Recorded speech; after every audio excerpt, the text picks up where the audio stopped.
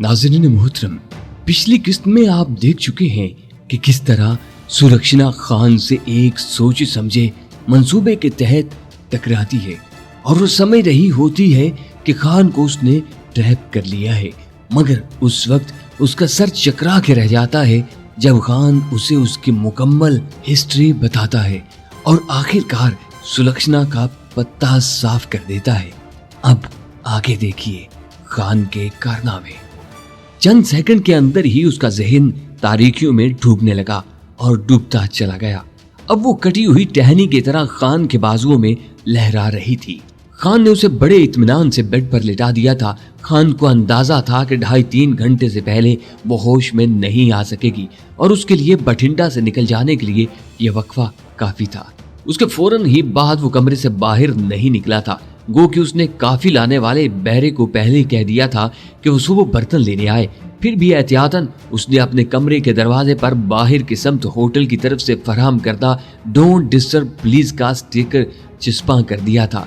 सुबह वाली चाबी अभी तक महफूज थी।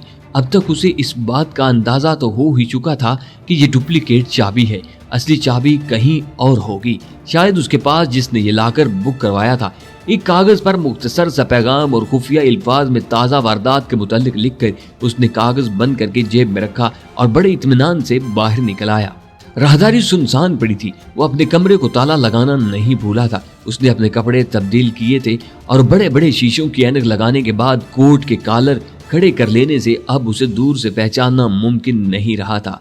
लिफ्ट की बजाय उसने सीढ़ियों का रास्ता इख्तियार किया और बगैर आवाज पैदा किए सीढ़ियां उतर कर नीचे चला आया। हाल में रश इतना ज्यादा था कि तल धरने को जगह नहीं थी। लोग मगरबी म्यूजिक की धुनों पर अपने साथियों के साथ महवे रक्स थे। किसी ने उसकी तरफ देखने की जहमत गवारा नहीं की थी। काउंटर के नजदीक से गुजरते हुए उसने एहतियातन चलते चलते सिगरेट सुलगाने के बहाने अपना चेहरा दूसरी तरफ मोड़ लिया था और इसी एक्शन में बाहरी दरवाजे तक चलाया था। स्टेशन यहाँ से बमुश्किल 1 मील दूर था, लेकिन यहाँ तक पहुँचने के लिए उसने 3 सवारियां बदली थी। आखिरी मर्तबा जब वो एक साइकिल रिक्शा में सवार एक बाजार से होकर जा रहा था तो उसने अपना भारी ओवरकोट भी उतारा हुआ था। ये ओवरकोट वो जानबूझकर एक जगह भूल आया था। स्टेशन के दूसरी तरफ बने बाजार में उसने साइकिल रिक्शा वाले को भी फारिग कर दिया। अब वो पैदल मुख्तलिफ गलियों के चक्कर लगाता स्टेशन तक आया था। लाकर के दूर दूर तक कोई जी होश दिखाई नहीं दे रहा था। उसने बड़े इत्मीनान से लाकर खोला और वो रुक्का तय करके अंदर रखकर दोबारा ताला लगा दिया। जो कमरे से निकलते हुए उसने लिखा था। स्टेशन पर खड़ी 2-3 गाड़ियों में से एक की विसल सुनाई दी तो वो भागता हुआ उसी ट्रेन की समत बढ़ने लगा। ट्रेन ने अब आहिस्ता आहिस्ता रेंगना शुरू कर दिया था, लेकिन एक डब्बे में सवार होने में कामयाब हो ही गया। ये फर्स्ट क्लास का डब्बा था और करीबन खाली खिड़की के नजदीक वाली सीट पर ढेर हो गया। सर्दी में ऊँगती 1-2 सवारियों ने उसकी तरफ देखा, फिर दोबारा ऊँगना शुरू कर दिया। ट्रेन का पहला स्टॉप करीबन आधे घंटे बाद आया था। ये बड़ा वीरान सा स्टेशन था। उसने नाम पढ़ने की कोशिश की लेकिन अंधेरे में कामयाब न हो सका। ट्रेन ने यहाँ मुश्किल 2-3 मिनट स्टॉप किया था, फिर वो आगे की जानब रेंगने लगी। अभी तक कोई टिकट चेक करने वाला नहीं आया था। गार्ड्स या इतनी सर्दी में अपने कमरे से बाहर निकलने का खतरा मोल लेने को तैयार नहीं था, या शायद कभी वो ये सोच भी नहीं सकता था कि फर्स्ट क्लास के डब्बे में भी इतनी रात गए कोई मुसाफिर बगैर टिकट के सफर कर रहा है। रात गाड़ी की रफ्तार के साथ साथ बड़ी आहिस्तगी से रेंग रही थी। चांद जो उसकी खिड़की के सामने अब तक मुसलसल उसका हम सफर बना हुआ था, अब शायद कहीं मुंह छुपाने की फिक्र में था। खान सोच रहा था कि इस मुसलसल और थका देने वाली दौड़ का खात्मा आखिर कहाँ होगा। अभी तक उसे कहीं भी पांव जमाने का मौका नहीं मिला था। यह हुस्न इत्तेफाक था या भारतीय काउंटर इंटेलिजेंस की बाखबरी कि अब तक वो लोग उसके पीछे थे, लेकिन यह उसकी खुशकिस्मती जरूर रही थी कि इन लोगों के शक करने से पहले ही वो इनके हाथों से फिसल जाता था। सुलक्षणा के मुतल्लक तो वो वाकई हैरान रह गया था कि वो भी CID इंस्पेक्टर थी। ये इसकी तरबियत का सदका था जो उसने इस पुरस्कार लड़की के मुतल्लक इस लाइन पर सोचना शुरू कर दिया था।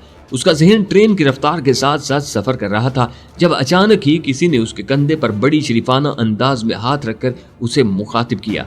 खान ने गर्दन घुमाई तो उसके सर पर टिकट कलेक्टर खड़ा था। उसने बगैर कुछ कहे जेब में हाथ डाला और 10-10 के 5 नोट गिनकर उसकी तरफ बढ़ा दिए। बूढ़ा टिकट कलेक्टर बड़ी हैरानी से उसे देखने लगा। मैंने टिकट मांगा था श्रीमान जी। उसने समझा शायद खान ने उसे गलती से इतने नोट दे दिए हैं। ये टिकट है महाराज जी, मैं 2-3 स्टेशन बाद उतर जाऊंगा। उसने बड़े खोए और दुखिया लहजे में कहा। आप जाएंगे कहाँ? काश मुझे अपनी मंजिल का इल्म होता। खान ने लंबी और ठंडी आह भरी। टिकट कलेक्टर खासा पसीज गया, उसका तीर ऐन निशाने पर लगा था। ठीक है, जैसे आपकी मर्जी। टिकट कलेक्टर ने मजीद बहस मुनासिब न समझी और आगे बढ़ गया। नोट जेब में डालते हुए उसके हाथ कपकपा रहे थे। उसे किसी ने आज तक इतनी बड़ी रिश्वत शायद पहले कभी पेश नहीं की थी। जाते जाते एक लम्हे के लिए वो रुका, फिर वापस मुड़कर उस तक पहुंचा और बड़ी आहिस्तगी से करीबन झुकते हुए उसके कान में कहा, मेरी ड्यूटी सुबह 6 बजे खत्म हो जाएगी, बेफिक्र रहो, उससे पहले ही दफा हो जाऊंगा। खान ने आवाज दबाकर लेकिन बड़े फाड़ खाने वाले लहजे में जवाब दिया। टिकट कलेक्टर बेचारा सहम कर पीछे हट गया और दोबारा पलटकर उसने खान की तरफ देखा भी नहीं था। सर्दी रात ढलने के साथ साथ बढ़ रही थी और खान सोच रहा था कि उसे ओवरकोट भूलना नहीं चाहिए था। एक दो मर्तबा उसने सीट से सर टिकाकर ऊँघने की एक्टिंग भी की थी। उसके सामने कई बर्थ खाली पड़े थे, लेकिन वो नींद का खतरा मोल लेने के लिए तैयार न था। सुबह के करीबन 6 बज रहे थे। गाड़ी इसी दौरान रास्ते में कई मर्तबा खड़ी हुई थी, लेकिन डब्बे में सिर्फ एक मोटा सा हिंदू लाला ही सवार हुआ था। यहाँ इतनी गुर्बत थी कि बहुत बड़े बड़े आदमी भी गाड़ी के फर्स्ट क्लास में सफर करने का हौसला नहीं करते थे। खान को याद आ गया, टिकट कलेक्टर ने बताया था कि उसकी ड्यूटी सुबह 6 बजे खत्म हो जाएगी। गाड़ी इस मर्तबा एक स्टेशन पर रुकी तो अम्बाला के बड़े बड़े अल्फाज उसकी आंखों में तरावट पैदा करने लगे थे। उसके होंठों पर एक मुस्कुराहट खुद ब खुद से फैलती चली गई। अपने डब्बे से वो बाहर निकल आया। 2 सवारियां और भी उसके साथ उतरी थी। सेकंड और थर्ड क्लास के डब्बों से लोगों का अज़दहाम बाहर को लपक रहा था। वो भी थोड़ी देर बाद उसी हजूम का एक हिस्सा बना स्टेशन की सीढ़ियां अबूर करता बाहर आ रहा था। अंबाले में जिंदगी बेदार होने लगी थी। मंदिरों और गुरुद्वारों के लाउड स्पीकर अच्छी खासी चीखम दहाड़ मचा रहे थे। उसने अपने हाथ में पकड़े वाहिद ब्रेव केस का जायजा लिया, पतलून और जैकेट की जेबों में मौजूद नोटों को थपथपा कर महसूस किया और बजाय सीधे रास्ते से बाहर आने के एक जैली रास्ते से जिस तरफ उसने अक्सर सवारियों को जाते देखा था, बाहर आ गया। अंबाला में दाखिल होते ही जैसे उसे कोई भूली हुई कहानी अचानक याद आ गई थी। उसे याद आ गया कि 1965 की जंग में पाकिस्तानी पैरा कमांडोज ने इस हवाई अड्डे की ईंट से ईंट बजा दी थी। उसने सुना था कि ऐन उन लम्हात में जब अंबाला के हवाई अड्डे पर भारतीय फिजाइया के पायलट ऑपरेशन रूम से पाकिस्तान पर तबाही नाजिल करने के अहकामात लेकर बाहर निकल रहे थे और अपने त्यारों में बैठकर किसी भी लम्हे उड़ने के लिए तैयार थे, ये पैरा कमांडोज उन पर खुदा का कहर बनकर नाजिल हो गए थे। हवाई अड्डे पर मुकम्मल ब्लैकआउट था और पाकिस्तानी कमांडोज इन त्यारों में घात लगाए बैठे थे। जैसे ही ये पायलट अपने जहाजों में सवार हुए, अचानक इन पर कयामत टूट पड़ी। दुश्मन के अज़ाइम चंद मिनटों में उनके सामान हरबो ज़र्ब के साथ ही राख का ढेर बन चुके थे, लेकिन उसके साथ ही भारतीय आर्मी ने हवाई अड्डे को घेरे में ले लिया था। इन कमांडोज में से बामुश्किल 2 या 3 जिंदा अपने वतन वापस पहुंच सके और बाकी सब ने ही वहीं लड़ते हुए जामे शहादत नोश कर लिया था। एक भी उनमें से जिंदा दुश्मन के हाथ नहीं आया था।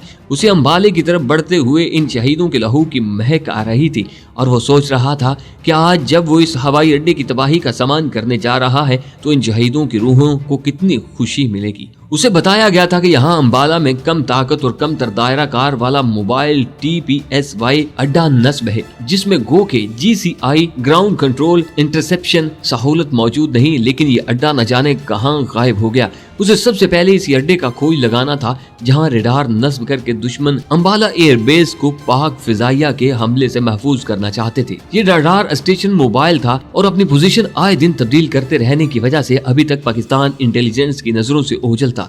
सबसे पहले उसने एक दरमियानी दर्जे के होटल में नाश्ता किया, फिर एक सराय की राह ली। बाजार से गुजरते हुए उसने एक दरमियाने दर्जे का रेडीमेड कपड़ों का जोड़ा खरीद लिया था। पुरोहित के रजिस्टर्ड पर कुछ लिखने से पहले उसने 10 रुपए का एक नोट उसकी मुट्ठी में थमाकर उसे सिर्फ अपना नाम बताया था, विजय ठाकुर। बस काफी है महाराज। पुरोहित ने 10 रुपए का नोट जेब में डालते हुए कहा, 3 नंबर कमरा है, ये ले चाबी। उसने अपने सामने रखे एक लकड़ी के बॉक्स में से एक चाबी जो रस्सी से बंधी थी उसके हवाले कर दी। धन्यवाद पंडित जी महाराज। उसने शुक्रिया अदा किया और अपने कमरे में आ गया। कमरे को अंदर से कुंडी लगाकर वो घोड़े बेच कर सोया और दोपहर को हुई उसकी आंख खुली। खान ने जब ब्रीफकेस से कपड़ों का जोड़ा निकाल कर नए कमीज पाजामे पर कोट पहना तो दरमियाने दर्जे का हिंदू नौजवान नजर आ रहा था। अपने कमरे को ताला लगाकर वो बाहर बाजार आ गया। अभी तक उसे कोई काबिल अमल तरीका नहीं सूझ रहा था। यूं ही टहलता हुआ वो एक बस स्टैंड तक आ गया। روڈ ٹرانسپورٹ کی ایک بس اس کی طرف آ رہی تھی اور اچانک ہی اس کی نظریں انڈین ایئر فورس کے ایک کارپورل پر پڑی جو قریباً بھاگتا ہوا اس بس کی طرف بڑھ رہا تھا۔ فوراً ہی خان نے ایک پلان سوچا، اسی کے سے انداز میں بس کی طرف ایسے بھاگا جیسے اس نے بھی اس بس میں جانا ہو۔ کارپورل اور اس کا ٹکراؤ بس سے کچھ فاصلے پر بالکل اچانک ہوا۔ وہ تو منصوبے کے تحت کارپورل سے ٹکرایا تھا جبکہ مخالف کا ایسا کوئی پروگرام نہیں تھا۔